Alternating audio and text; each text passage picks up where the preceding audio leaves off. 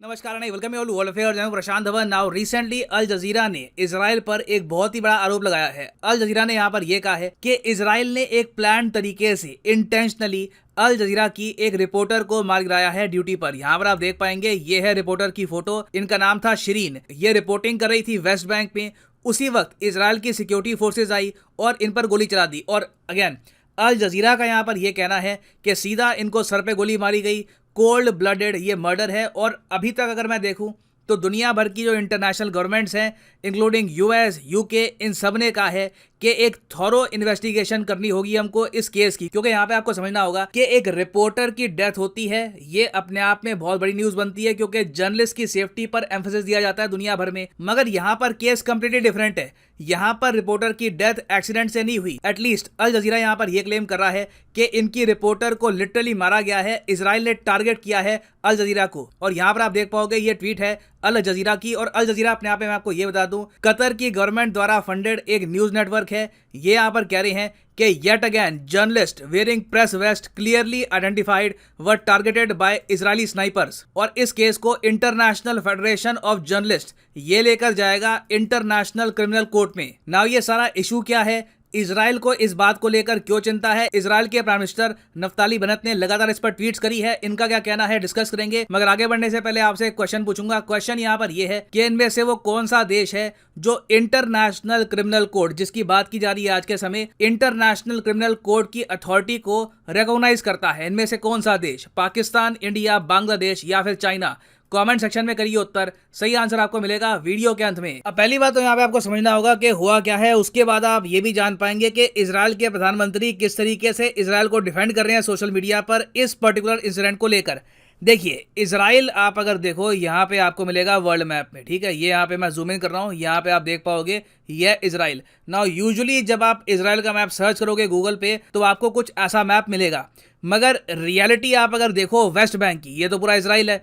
ये West Bank और Gaza दोनों को मिलकर बनता है फिलिस्तीन। तो वेस्ट बैंक की हालत जो यहाँ पे आपको दिख रही है काफी तंदुरुस्त सा दिख रहा है। रियलिटी में ऐसी नहीं है। रियलिटी में वेस्ट बैंक ऐसा हो चुका है ऑलमोस्ट ऐसे लगता है कि छोटे छोटे आपको एनक्लेव मिलेंगे और आसपास इजराइल ने बहुत सारा जो एरिया है ये कब्जा लिया है। तो वेस्ट बैंक का जो नॉर्दर्न एरिया है ना, यहाँ पर एक रेफ्यूजी कैंप है। रेफ्यूजी कैंप में ज्यादातर वो लोग रहते हैं जो डिस्प्लेस्ड हो चुके हैं फिलिस्तीन से। मतलब कि कोई एरिया था, फिलिस्तीन के लोग वहां पर रह रहे थे, इजराइल के लोग आ गए, पीछे खदेड़ दिया। तो जो फिलिस्तीन के लोग हैं वो रेफ्यूजी बन के वहां पे फिर रेफ्यूजी कैंप्स में रहते हैं आगे। अब यूजुअली देखा गया है कि इन रेफ्यूजी कैंप्स में रेडिकलाइजेशन बहुत ज़्यादा हो जाती है। ये लोग बदले की भावना से फिर एक बार को कोशिश करते हैं कि ये इजराइल की सिक्योरिटी फोर्सेस को अटैक करेंगे। और रिसेंटली भी यही हुआ है।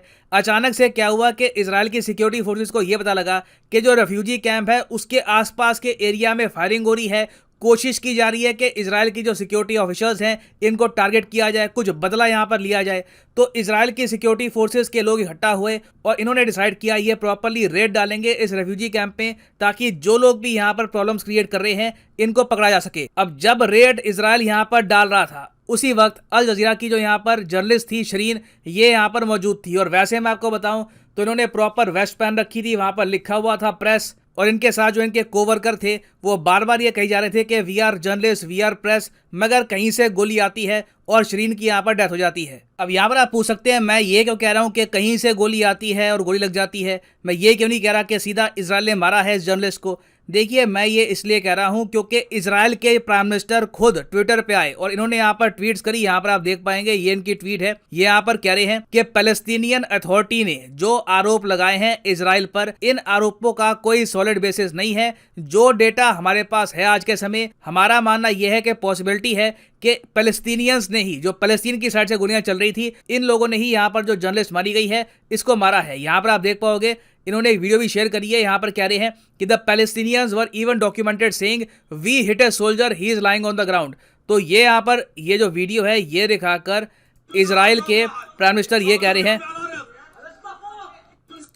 कि जर्नलिस्ट को इन लोगों ने गोली मारी, इनको लगा कि कोई इजराइल का सोल्जर है इसलिए गोली चला दी और इस वजह से जर्नलिस्ट की मौत हुई है। आगे फिर नफ्ताली बेनेट ये भी कहते हैं कि देखिए आईडीएफ अपना काम करती रहेगी, इजराइल की डिफेंस फोर्सेस अपना काम करती रहेगी, आतंकवादियों को उनके बेस कैंप्स में ये लोग अटैक करते रहेंगे। We will try our best to ensure safety of the Israeli citizens. और फिर लास्ट में आप देखोगे ये कह रहे हैं कि मैं चाहता हूं कि आप सब लोग, ये जो वीडियो है जिन्होंने शेयर करी है, आप लोग भी ये वीडियो शेयर करें ताकि सब लोग मिलकर इजराइल की तरफ से लड़ते रहें। तो यहां पर मैं देखता हूं इजराइल की सरकार इंफॉर्मेशन वॉरफेयर में कितनी तेज है। मैं जेन्युइनली ये सब देख के सोच रहा था, कल को मान लो पाकिस्तान ऐसा आरोप इंडिया पे लगाता किसी केस को लेकर, हमारा जवाब ही बहुत स्लो आता, और आता भी तो एक कहीं से प्रेस रिलीज आ जाती।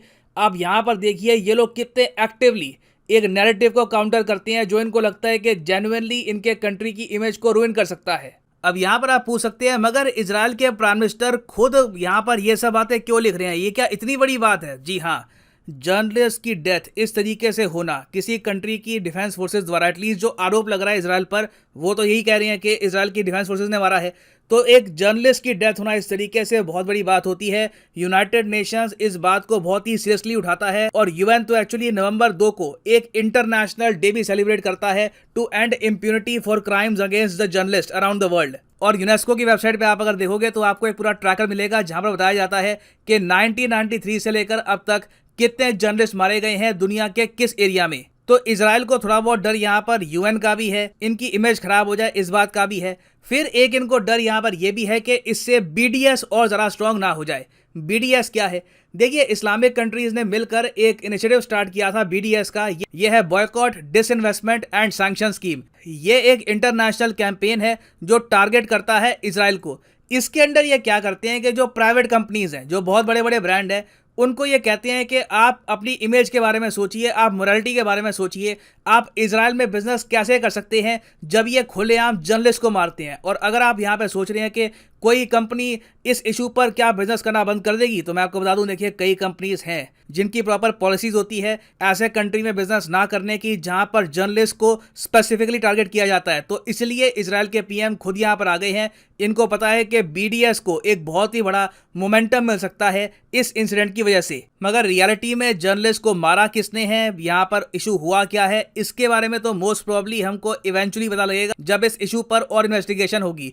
अब यहाँ पर आप पूछेंगे इंटरनेशनल क्रिमिनल कोड का क्या हुआ? देखिए इंटरनेशनल क्रिमिनल कोर्ट आपको मिलेगा नेदरलैंड्स में। सुनने में लगता है कि देखिए तो बहुत ही पावरफुल कोर्ट होगा, मगर इन रियलिटी ज़्यादा पावरफुल है इंटरनेशनल कोर्ट ऑफ जस्टिस, क्योंकि इंटरनेशनल कोर्ट ऑफ जस्टिस को बैक करता है यूनाइटेड नेशंस। और इंडिया, यूएस, रशिया समेत वेरियस जो मेजर कंट्रीज है दुनिया की, वो इंटरनेशनल कोर्ट ऑफ जस्टिस को एक्सेप्ट करती है। इंटरनेशनल क्रिमिनल कोर्ट को आप अगर देखोगे दुनिया के ज़्यादातर देश एक्सेप्ट ही नहीं करते। चाइना, इंडिया, इवन आप अगर देखो तो रशिया और यूएस, इन्होंने प्रॉपरली कभी इंटरनेशनल क्रिमिनल कोर्ट को एक्सेप्ट किया ही नहीं है। तो इसलिए जो मैंने आपसे क्वेश्चन पूछा था यहाँ पर, इसका बाय डिफॉल्ट यहाँ पे आंसर क्या हो गया? सही आंसर हो गया यहाँ पर सी, क्योंकि आप अगर मैप देखोगे तो अकेला हरा देश आपको दिखेगा यहाँ पर Bangladesh. Bangladesh international criminal court को एक्सेप्ट करता है क्योंकि इनको उम्मीद ये है कि इंटरनेशनल क्रिमिनल कोर्ट के जरिए जो पाकिस्तान ने जेनोसाइड करी थी against Bangladeshi people in 1971 war, उसका जस्टिस इनको मिलेगा। बाकी आप अगर देखो तो इंडिया, पाकिस्तान, चाइना, वेरियस और कंट्रीज हैं, ये सब इंटरनेशनल क्रिमिनल कोर्ट को नहीं मानते, including the country of Israel. Finally यहाँ पर मैं ये भी ऐड कर दूं कि आप अगर किसी भी एग्जाम की तैयारी कर रहे हैं, चाहे यूपीएससी, एसएससी, बैंक, सीधा जाओ कमेंट सेक्शन में। फॉर एग्जांपल आप अगर प्रिपेयर कर रहे हैं for bank examinations, click on bank और यहाँ पे आप परचेज कर पाएंगे the course of your choice. जो अनअकैडमी का आइकॉनिक कोर्स है ये भी आप कर सकते हैं purchase. Priority doubt solving session यहाँ पे आपको मिलेंगे, मगर जो यहाँ पर प्राइसेस लिखे हैं, for example 390 rupees per month, ये पे करने की आवश्यकता बिल्कुल नहीं है। सिंपली यूज करिए code PD10 and the prices will start following. And for just 351 rupees per month आप 2 साल तक प्रिपरेशन कर सकते हैं बैंक एग्जाम्स की with Unacademy's iconic course. So use the code PD10 and save money. So इसी note के साथ ये है वीडियो का अंत। Thank you for listening and as always God bless you all.